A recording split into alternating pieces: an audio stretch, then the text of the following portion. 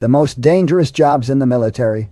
Warfare is one of the most hazardous experiences that humans can be faced with. Virtually all jobs within a combat zone carry some degree of risk, but there are some tasks that are more dangerous or just plain more stressful than others. These are just a few of those professions. The EUD technician. In modern warfare, one of the most cost-effective ways to combat a more powerful enemy is not by direct confrontation, but rather to utilize improvised explosive devices, or IEDs.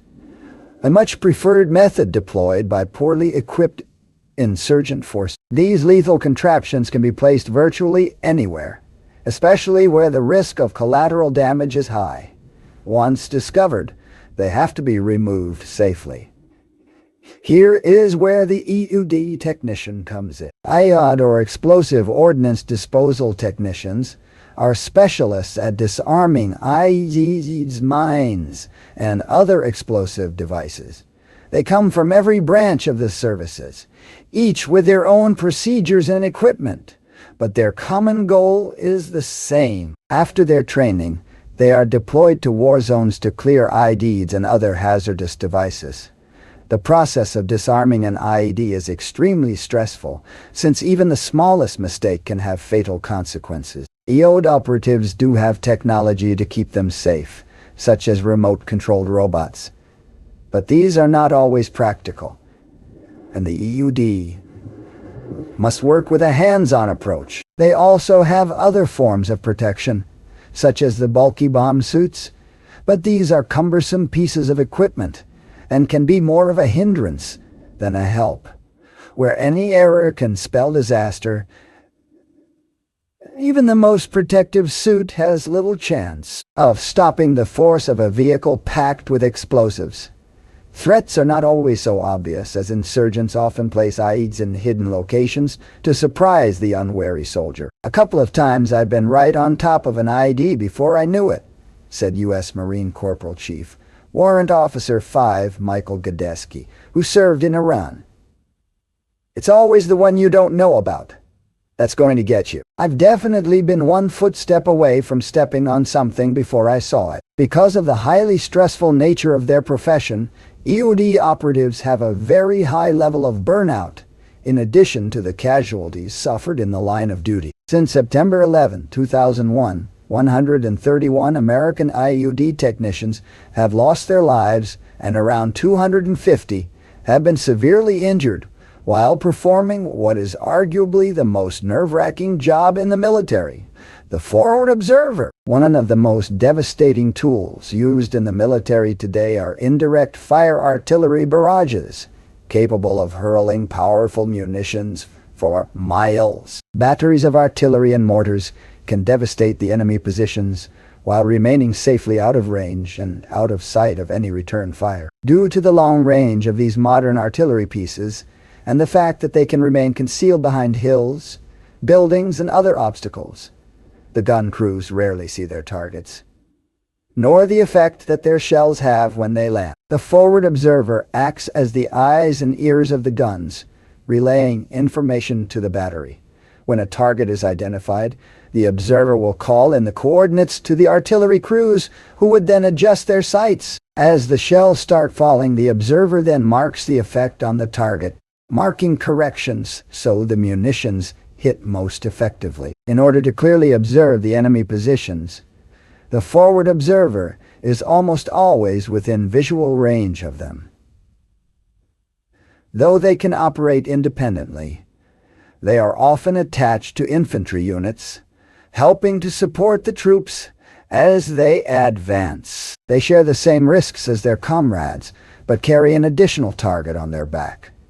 As they control a massive amount of firepower, the enemy makes them a priority target once they have been identified. Blending in is difficult, since they are equipped with radios and other communication gear, and in the midst of a firefight will be calling in enemy positions, rather than fighting directly, marking them for special attention. There is also the risk that they may make a miscalculation in the heat of battle. Should the observer send the wrong information, there's a risk that the artillery could miss the enemy, failing to support the engaged infantry, or worse still, land among friendly forces. This is exacerbated when danger close fire missions are called. Desperate situations that require artillery or mortars to land generally within 600 meters of friendly troops. Something only to be used in the most dire of circumstances. Nowadays, this task is ever increasingly being taken up by airborne drones and other unmanned observation tools. But forward observers have some of the lowest life expectancies among soldiers on the battlefield. In high-stakes scenarios, precision and accuracy are crucial. Processing and relaying information correctly can mean the difference between success and failure. This is where effective training and continuous learning become essential. And that's where Brilliant steps in. Brilliant is an innovative learning platform designed to build understanding from the ground up. Their interactive problem-solving lessons are 6 times more effective than traditional video lecture. Crafted by award-winning experts from top institutions like MIT, Microsoft, and Google, the content emphasizes critical thinking over memorization, offering problem-solving activities that enhance your knowledge and reasoning skill. With its bite-sized lessons, Brilliant lets you fit learning into your schedule, providing a productive alternative to mindless scrolling. Brilliant's Predicting with Probability course is ideal for anyone interested in data analysis, whether you're just starting or already have some experience. The course covers key topics like Bayes' theorem and multiple linear regression. You'll learn to interpret and visualize large data sets and gain practical experience by working with real data.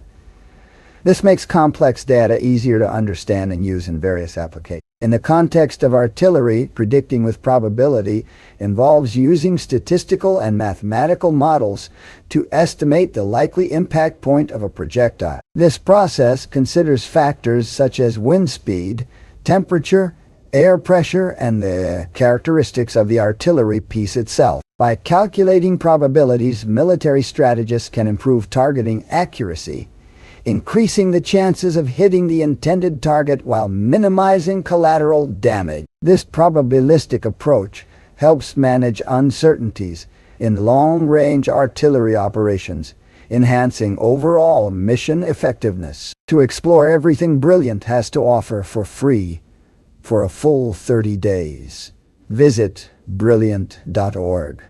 Simple history, or click on the link in the description. You'll also get 20% off an annual premium subscription.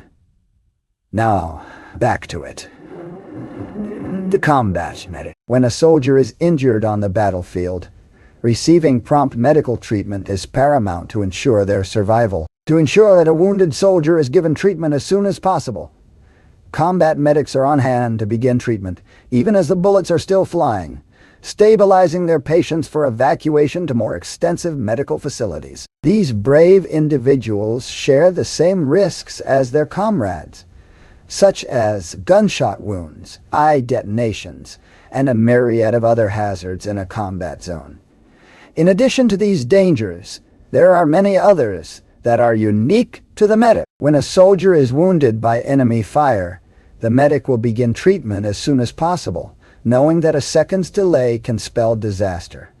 Often, this includes acting under fire, exposing the medic to the enemy while performing their duties. While the Geneva Convention forbids the targeting of medical personnel, this rule is not always followed, even by soldiers of signatory nations. Terrorist groups and other insurgent forces are not signatories of the convention, and are therefore not bound to its regulation. These irregular forces will deliberately target the medic, knowing that the death of such a valued member of a unit can cripple morale. In order to protect themselves, medics are allowed to carry personal weapons, which they can use to defend themselves or their patients, while still remaining under the protection of the Geneva Convention, though they lose this status if they use their weapons offensively.